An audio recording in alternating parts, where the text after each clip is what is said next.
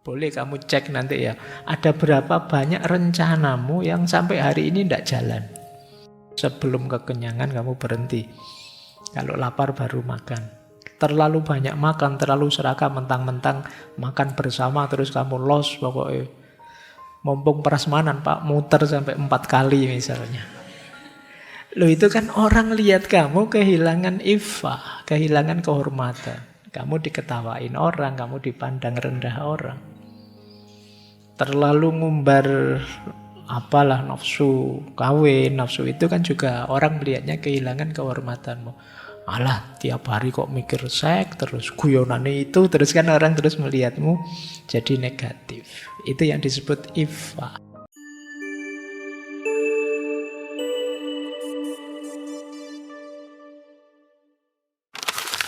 Assalamualaikum warahmatullahi wabarakatuh.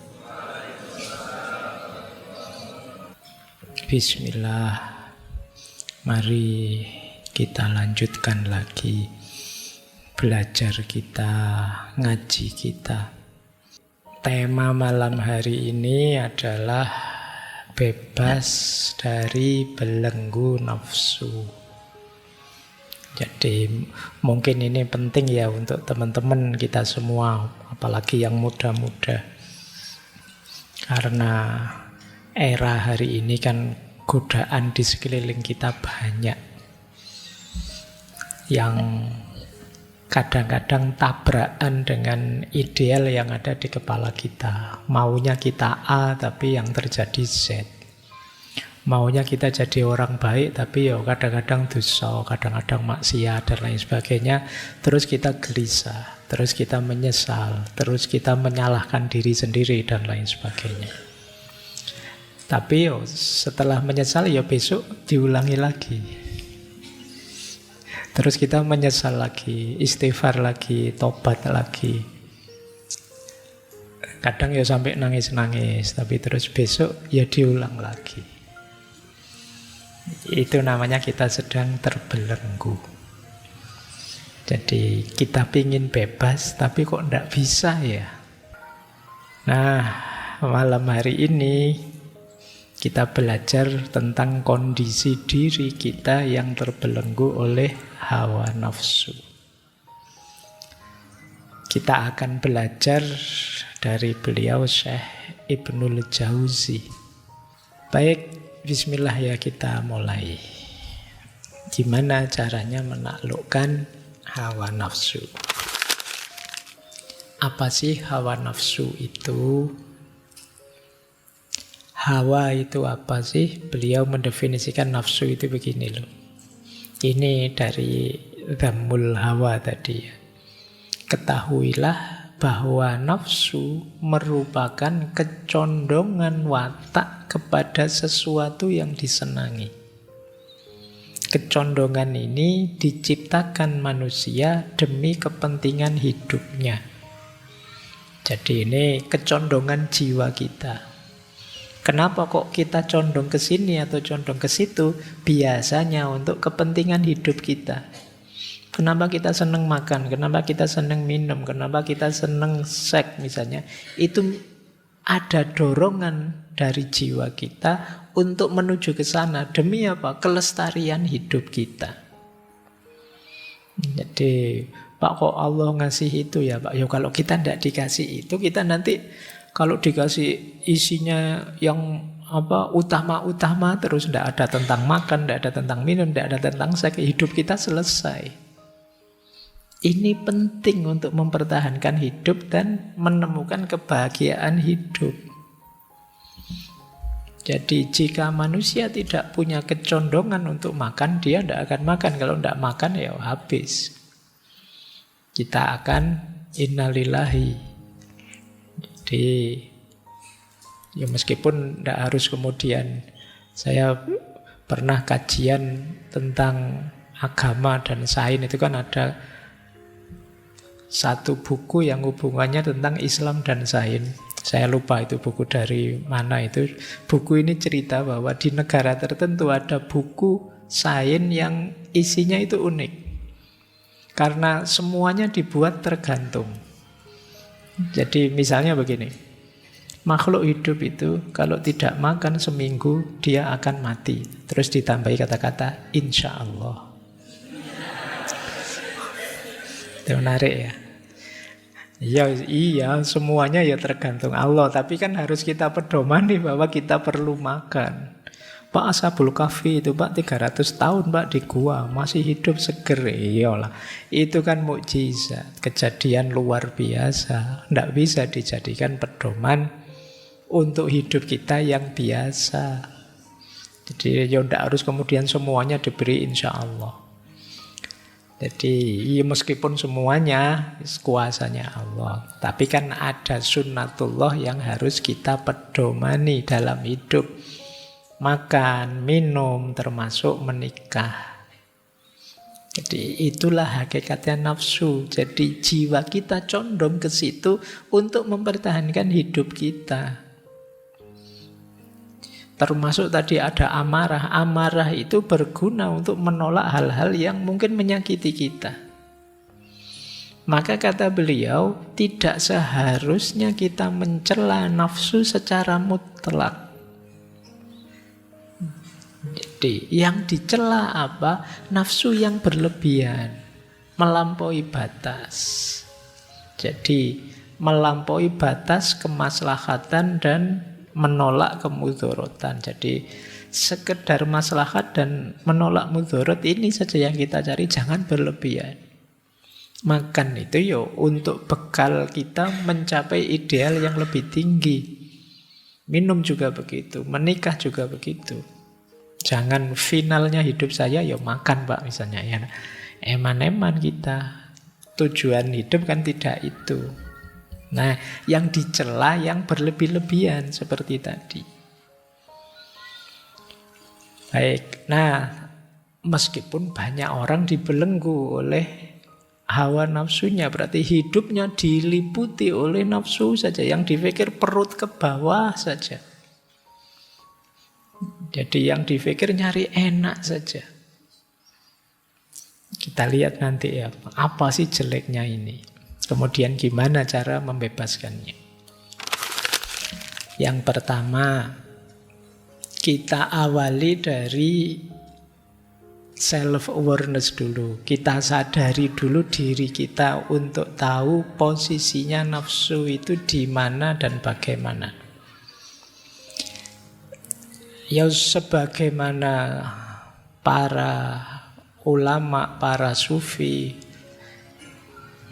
Ibnul Jauzi juga meyakini bahwa manusia itu hakikatnya ya ruhaninya. Jadi sederhana kita sering bilang manusia itu jasmani, rohani. Nah, yang inti dari manusia itu ruhaninya. Jadi kita itu hakikatnya makhluk ruhani yang diberi casing jasad seperti ini. Berarti esensi kita itu ada di balik yang fisik ini. Dan bentuknya apa? Esensi di balik fisik yang rohani tadi namanya kita menyebut jiwa atau nafas. Jadi ini nanti dibedakan ya, nafas yang jiwa dengan nafas yang syahwaniyah atau syahwah, atau kita menambahi kalau di Indonesia dikasih kata-kata hawa. Hawa nafsu, syahwat. Jadi karena kalau di Indonesia syahwat itu ya bahasa Indonesia ini nafsu. Tapi di sini nafas artinya jiwa. Jadi esensi kita itu ada di nafas, ada di jiwa.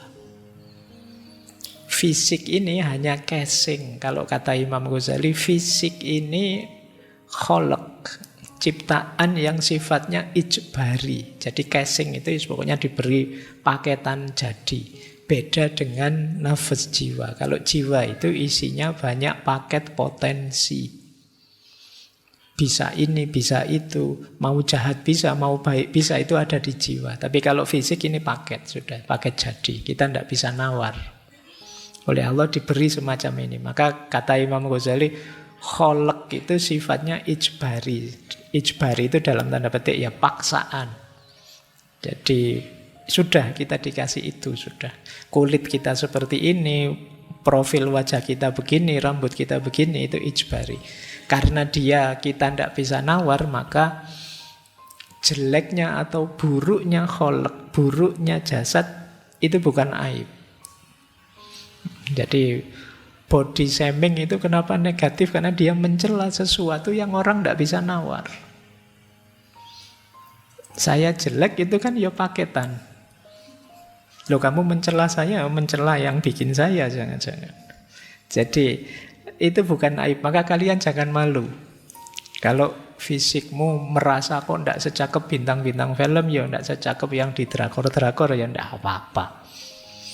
Wong itu paket ijbari. Malulah, anggaplah itu aib kalau aspek nafasmu, jiwamu yang negatif, karena itu pilihanmu.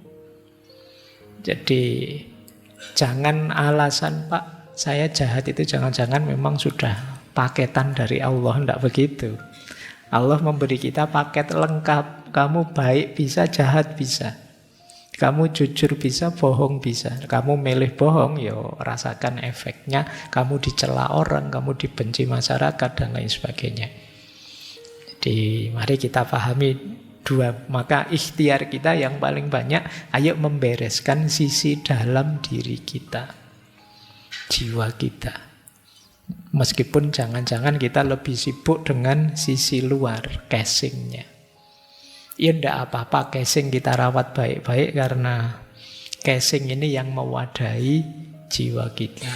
Ya kalau casingnya remuk, casingnya sakit-sakitan, ya jiwanya enggak bisa, potensi-potensi tadi tidak bisa diaktualkan.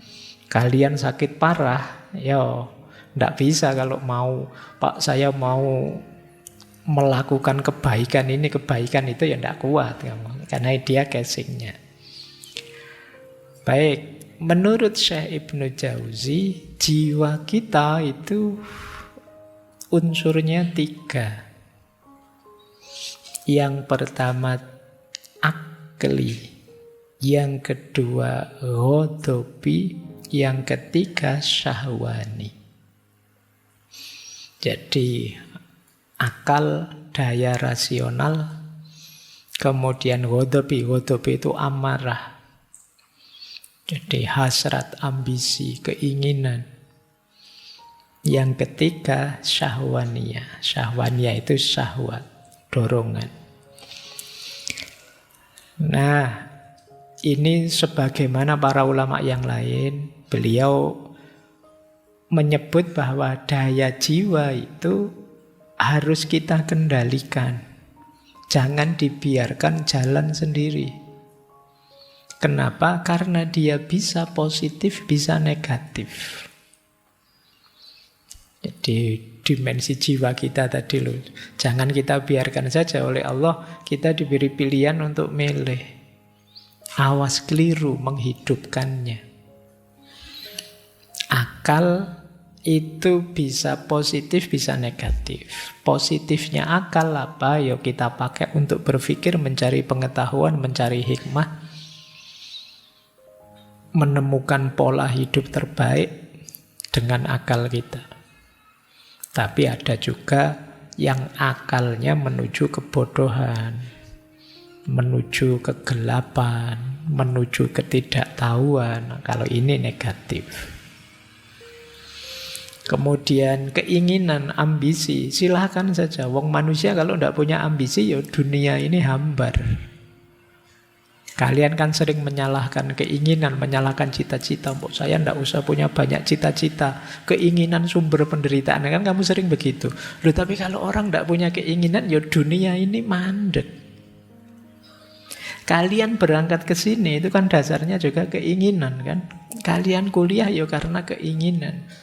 Kalian kawin ya karena keinginan. Kalian bercita-cita kemarin demo ya karena keinginan. Kalau tidak punya keinginan sama sekali, mati dunia ini. Jadi ini yang namanya nafas amarah, atau istilah beliau juz'un ghadabiyun. Nah, keutamaannya yang amarah ini, nama istilah beliau adalah syaja'ah, berani. Beranilah bercita-cita. Ada orang yang tidak berani, namanya pengecut. Tidak berani berkeinginan, tidak berani bercita-cita. Meskipun jangan berlebihan. Berlebihan namanya nekat. Jadi berani itu sudah tengah-tengah, sudah pas. Berani itu kan berarti orang penuh perhitungan. Siap, saya merasa bisa, ayolah, itu berani namanya. Tapi kalau tidak ngukur kekuatan diri, nekat saja, itu namanya bukan berani, tapi bablas, nekat. Ada orang yang ingin saja tidak berani, padahal mungkin mampu, itu namanya pengecut. Loh, ini kan harus dikendalikan. Kalian harus ngukur kekuatanmu, kemudian niat, ayolah. Ada banyak hal yang sebenarnya kalian bisa lakukan, tapi sampai hari ini belum jalan. Kenapa? Syaja'ahnya kurang. Terlalu banyak pertimbangan, ketakutan ini, ketakutan itu. Saya pingin sih Pak, apalah, sholat tahajud yang tekun gitu. Tapi nanti kalau jam tidur saya berkurang, jangan-jangan nanti saya sakit ini, sakit itu. Syaja'ahnya kurang berarti. Saya pingin sih Pak tekun, rajin kayak teman-teman itu. Tapi kan tidak mesti sukses kan, tekun itu kadang-kadang juga hasilnya tidak sesuai harapan. Jadi kamu mikir aneh-aneh, akhirnya tidak jalan. Padahal sebenarnya kamu bisa. Itu berarti syaja'ahnya kurang. Boleh kamu cek nanti ya, ada berapa banyak rencanamu yang sampai hari ini tidak jalan. Padahal kalian sudah merencana sejak dulu semester 1. Mungkin dulu sebelum kamu kuliah misalnya, di awal-awal kayak sekarang banyak mahasiswa baru itu, di pikirannya idealisme banyak sekali. Besok ya kalau bisa saya, rajin ke perpus lah, di Sambi, kalau Senin Kemis puasa lah di Sambi, nanti kalau sering-sering bikin tulisan, kalau kos-kosannya di dekat masjid nanti tiap hari ke masjid, terus bisa itikaf. Bayanganmu kan ngono. Begitu dilakukan, tidak ada yang jalan sama sekali. Itu kalau bahasa ini namanya kurang syaja'ahnya.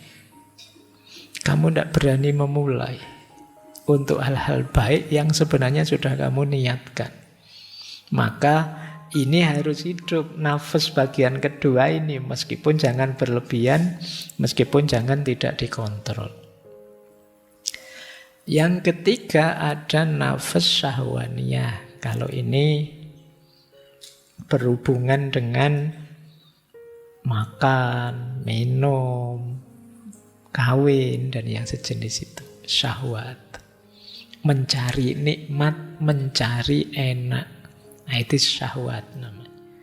Loh, ini harus dituruti, harus dipenuhi, meskipun sama seperti tadi. Jangan berlebihan, jangan kekurangan. Pasnya nafsu syahwaniyah namanya iffah. Iffah itu menjaga diri, menjaga kehormatan diri, itu iffah. Penuhi secukupnya, kalian akan terhormat. Kalau tidak kalian penuhi, hidupmu sengsara. Kalau terlalu kamu umbar, ya kamu lepas kendali, ya hidupmu kacau, tidak teratur. Penuhi saja secukupnya. Makan, bahkan rumusnya Rasulullah kan ya sebelum kekenyangan kamu berhenti. Kalau lapar baru makan. Terlalu banyak makan, terlalu serakah, mentang-mentang makan bersama terus kamu los pokoknya. Mumpung prasmanan Pak, muter sampai 4 kali misalnya. Loh, itu kan orang lihat kamu kehilangan iffah, kehilangan kehormatan. Kamu diketawain orang, kamu dipandang rendah orang. Terlalu ngumbar apalah nafsu kawin, nafsu itu kan juga orang melihatnya kehilangan kehormatanmu. Alah, tiap hari kok mikir seks, terus guyonane itu, terus kan orang terus melihatmu jadi negatif. Itu yang disebut iffah. Penuhi saja secukupnya, jadi bekal kekuatanmu untuk menempuh hidup yang lebih baik. Jangan tidak dipenuhi, akan mengganggu. Ini sebenarnya agak dekat dengan teorinya Karl Marx sampai level tertentu ya. Karena manusia itu ya di aspek materi, ekonomi itu dipenuhi kebutuhan dasarnya. Kalau ini belum terpenuhi, kamu tidak tenang untuk melakukan yang lebih tinggi dari itu. Kalau perutmu lapar, diajak belajar, diajak diskusi, ya puyeng, yang terbayang angkringan sama kafe. Tapi kalau sudah kenyang, sudah nyaman, kamu bisa belajar lebih anteng. Itulah syahwaniyah. Jadi ini 3 komponen jiwa kita. Komponen tadi, 3 tadi punya 3 daya. Kalau ini kekuatannya. Kalau yang awal tadi, yang akal tadi, namanya daya, namanya fuad. Fuad itu ya, orang sering menyebut hati nurani paling dalam, tapi sebenarnya ini hubungannya dengan kepala. Daya rasional. Jadi daya jiwa yang mampu menerima informasi kemudian mengolahnya dengan akal. Daya berpikir. Kemudian soder. Soder itu dada. Ini simbolnya dada, maksudnya hati berhubungan dengan rasa. Kemudian hawa. Hawa itu daya yang tadi ya, yang ketiga syahwaniyah tadi, berhubungan dengan perut dan kemaluan. Jadi ini simbol dari kesenangan. Makan, minum, hasrat seksual. Jadi akal punya fuad, kemudian yang amarah tadi ada soder, dan yang syahwaniyah ada hawa. Kepala, dada, perut ke bawah. Ini dulu pernah kita bahas detail ya ketika Imam Ghazali di Kimia Us-Sa'adah. Yang bawah dipenuhi terus naik. Ini berhubungan dengan emosi. Emosi hidup yang nyaman. Kemudian paling tinggi natikohnya, akalnya. Jadi emosinya beres, syahwatnya terpenuhi, pikirannya jernih. Itulah nanti hidup yang bahagia. Inilah diri kita, daya jiwa kita. Sayangnya dari 3 bagian ini yang paling merepotkan kita biasanya yang bawah, hawa nafsu. Gimana sih cara mengendalikannya? Nah, malam hari ini kita membahas itu. Yuk kita lanjutkan ya, bahas intinya. Oke, baik. Kita lanjutkan sekarang tipsnya dari beliau. Caranya bagaimana kita lepas dari jerat hawa nafsu. Nah, ini sekarang kita mulai ya mempengaruhi diri kita sekarang. Untuk tidak terbelenggu lagi oleh hawa nafsu. Yang pertama, ini hubungannya dengan mindset kita. Mari kita sadari bahwa manusia itu tidak diciptakan hanya untuk melampiaskan nafsu belaka. Ini rumus pertama. Jadi ini kesadaran pertama. Jadi daya-daya nafsu tadi hakikatnya hanya bekal, hanya kekuatan untuk menuju target hidup yang lebih tinggi. Jadi sederhananya yang nomor 1, saya Ibnu Jauzi mau bilang, jangan berhenti di nafsu. Jangan berhenti di perut ke bawah. Kalau kita berhenti di situ, nanti ada ideal hidup yang lebih tinggi yang tidak terpenuhi. Mari kita sadari ini. Kok tiba-tiba pikiran kita mikirin makan saja, mikirin ekonomi, mikirin kawin saja. Kita ingat, emangnya hidup hanya untuk kawin? Emangnya hidup hanya untuk makan? Enggak kan ya? Oh iya enggak. Ini biar kita tidak terbelenggu. Bukan berarti terus kalau begitu enggak makan Pak, enggak kawin, enggak begitu. Penuhi secukupnya. Jangan berhenti di situ. Jadi ini nasihat yang pertama.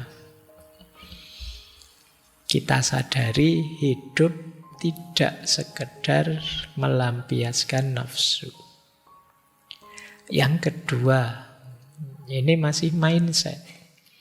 Mari kita sadari, kita pikirkan akibatnya. Kok kita merasa terbelenggu oleh nafsu? Entah nafsu apa saja. Emosi, dendam tadi loh, yang 17 tadi. Untuk biar tidak terbelenggu bebas, ayo kita pikirkan sekarang efeknya. Kalau saya sering bohong, efeknya apa ya? Mungkin tidak dipercaya orang. Kalau saya tidak dipercaya orang, sulit nanti saya dapat kerjaan. Kalau tidak dapat kerjaan, lebih mengenaskan hidupku. Ini namanya mikir efek. Kalau saya dendam terus sama orang, nanti saya tidak konsentrasi ini, tidak konsentrasi itu. Mikir orang itu saja, padahal dia tidak mikir saya. Kemudian waktuku habis tersita untuk menjatuhkan dia. Sementara teman-temanku yang lain berkembang, maju, sukses, berhasil. Aku stuck di situ. Kalau begitu jangan dendam lah. Ini namanya mikir efek atau akibat ketika kita terbelenggu oleh nafsu. Jadi jangan tertipu oleh nikmatnya sekarang, tapi efeknya besok. Kalau kita terjebak di 17 tadi, apakah birahi, ketamaan, kekuasaan, dan lain sebagainya. Mikir besok, jangan hanya mikir sekarang. Nah, itu bisa mengendalikan kita dari penjara hawa nafsu. Nah, kemudian kalau tadi memikirkan ya, kalau ini membayangkan. Mirip sebenarnya, cuma membayangkan dampaknya. Kalau dampak itu jauh mungkin lebih luas. Mungkin sampai nanti, kalau nanti ditiru anak cucuku gimana, kalau nanti keluargaku tahu gimana. Kalau ini lebih luas, namanya dampak. Kalau teman-temanku semua tahu gimana. Wong kita ini semua saling terkait. Misalnya saya melakukan korupsi, terus anakku sekolah ditanya, teman-temannya, bapakmu korupsi ya, itu betapa malunya dia. Nanti kemudian teman kuliahku dulu menyapa, ini temanku dulu loh, tapi kok sekarang koruptor ya, temannya juga ikut malu. Ini namanya mikir luas, mikir dampak. Jadi tidak sekedar kenikmatan, kesenangan hari ini. Ini salah satu cara untuk kita membebaskan diri dari jerat hawa nafsu. Kemudian membayangkan komentarnya orang. Itu kan apalagi hari ini, wow, kamu bisa dikeroyok netizen se-Indonesia. Kalau ketahuan kamu negatif, kamu jelek. Iya ya, nanti kalau semua orang ngomong jelek, apa saya kuat ya? Kalau terbongkar ternyata saya curang, saya bohong, kuat enggak ya saya dikomentari orang kemana-mana, dilirik orang, disinisi orang. Nah, ini membuat kita enggak bisa terkendali dari jeratan hawa nafsu. Jadi membayangkan penilaian komentarnya orang. Kemudian yang nomor 5, menyadari bahwa nafsu itu sebenarnya kurang bernilai. Nah, kalau ini perlu ilmu kalau yang ini ya. Nah, makanya penting terus kita belajar. Karena kadang-kadang dorongan jiwa yang negatif tadi, yang 17 tadi itu tidak kita sadari. Tapi begitu kita sadar, oh iya ya, ternyata kayak gini, ini namanya pamer, namanya riya. Tidak penting sih sebenarnya, ngapain aku capek-capek. Nah, wong yo, teman-teman yang sudah suka padaku tidak terlalu butuh pamerku. Yang tidak suka padaku, saya pameri apapun dia tetap tidak suka. Jadi ngapain sih aku capek-capek kayak gini. Nah, ini namanya mikir. Jadi sadar bahwa ini kurang bernilai. Semua hal yang negatif ini mesti kurang bernilai. Nah, ini coba ya kita balik mindset kita. Kemudian mari kita pikirkan juga betapa hebatnya orang yang menang melawan hawa nafsu, betapa hinanya orang yang kalah oleh nafsunya. Jadi kita kan bangga misalnya sapa wis yang menang melawan hawa Nabi Yusuf. Nabi Yusuf itu sudah diundang ke kamar, yujane yo pingin. Walakot hammat bihi wa hamma biha. Sama-sama punya punya keinginan. Laula an ro'a burhana robbi. Tapi dia sadar, tidak boleh ini. Masih ingat peringatannya Tuhan, jadi sukses, tidak tergoda. Meskipun ketika mau balik lari keluar, terus ditarik bajunya sehingga robek di belakang. Saya tidak bayangkan kalau kasusnya kalian mengalami momen begitu.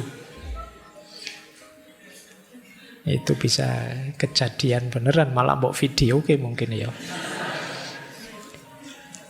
Yo Nabi Yusuf selamat. Dan kita kagum melihat yang seperti itu. Orang yang mampu menaklukkan hawa nafsunya itu mengagumkan. Mungkin teman-teman sering lihat ya, ada kasus apa gitu, terus orang yang jadi korbannya dengan jiwa besar. Baiklah, tidak apa-apa, saya tahu memang tidak ada manusia yang sempurna, saya maafkan dia. Loh, ini kan orang yang dia bisa balas, bisa menghukum, tapi dia memaafkan. Kita melihatnya mulia sekali orang itu, mau memaafkan. Mari kita ingat-ingat ini. Ternyata menaklukkan hawa nafsu itu mengagumkan. Orang melihatnya mulia. Nah, jadi ketika kita mau masuk ke ranah nafsu tadi, kita tersadarkan oleh ini. Ini tantangan. Saya bisa menaklukkannya atau tidak. Kalau saya bisa menaklukkannya, aku akan mulia. Kalau kalah, ya aku akan terhina. Nah, ini cara menyiasati mindset kita. Karena apapun yang kita lakukan itu kan dorongan dari nalar atau mindset kita. Baik, jadi jangan kalah oleh perspektif yang negatif. Mari selalu mikir yang mulia, yang positif. Karena kadang-kadang itu ya pikiran kita sendiri yang mengarahkan ke nafsu. Makanya di sini mindset kita oleh Syekh Ibnu Jauzi ingin dibalik, bahwa mari kita sadari hal-hal yang baik, yang positif ini. Yang terakhir, tips untuk menaklukkan hawa nafsu ya tentu saja orang yang bisa menaklukkan hawa nafsunya itu terpuji di dunia dan sukses mendapat pahala di akhirat. Kalau ini kita sering lupa kadang-kadang kan, kadang-kadang gayanya orang sekarang, saya tidak butuh pahala Pak gitu. Pahala saya sudah banyak Pak, sudah ada yang sombongnya sampai ke situ. Tapi jadi melepaskan diri dari jerat hawa nafsu, kalau kita perhatikan ini sebenarnya kepentingannya adalah kepentingan kita. Jadi tidak ada wah agama itu Allah itu bikin susah saja, yang enak-enak kok dilarang kan kalian sering begitu. Loh, tapi kalau hawa nafsu tadi tidak kalian kendalikan semacam ini, justru kalian nanti yang jatuh. Jiwamu hancur, kemanusiaanmu bubar. Jadi ini sebenarnya bukan kepentingan agama, bukan kepentingan Allah, kepentinganmu. Oleh Allah ditegaskan, diarahkan padamu biar kamu bahagia dalam hidupmu, ya dunia, ya akhirat. Jadi, kalau melihat rumus yang semacam ini. Baik, sudah dapat setengah. Ini masih teknisnya ya, belum filosofinya dari beliau. Paling tidak teman-teman sudah tahu ya bagaimana caranya untuk mengatasi jerat nafsu. Ternyata 1, 2, 3, 4, 5, 6, 7 itu kuncinya di mindset. Cara kita berpikir, menggunakan akal kita dengan benar. Ini yang orang menyebutnya hikmah. Maka jangan mau kalau ada orang ngomong, ndak usah pakai akal, ndak usah mikir, sudah loh. Ini justru menata cara berpikir kita. Karena akal kita itu powernya luar biasa. Tapi kan akal kita bisa salah, Pak. Bisa. Apa sih dari manusia yang sempurna? Hati juga bisa gelap. Kalau urusan bisa-bisaan semua bisa. Tapi akal punya potensi besar untuk menemukan kebaikan dan kebenaran. Dia anugerah paling istimewa yang diberikan oleh Allah pada manusia. Baik, makanya nanti kan ada yang ayat itu yang bilang bahwa nanti penduduk surga itu penduduk neraka itu di antara ratapannya adalah mereka menyesal bahwa di dunia dulu mereka tidak berpikir. Wa qalu law kunna nasma'u au naqilu ma kunna fi ashabis sa'ir. Jadi penduduk neraka besok menyesal sekali, seandainya kami dulu mau mendengarkan dan mau berpikir, pasti kami tidak masuk neraka. Cuma karena akalnya jarang dipakai. Akhirnya ya salah ambil keputusan dan masuk neraka.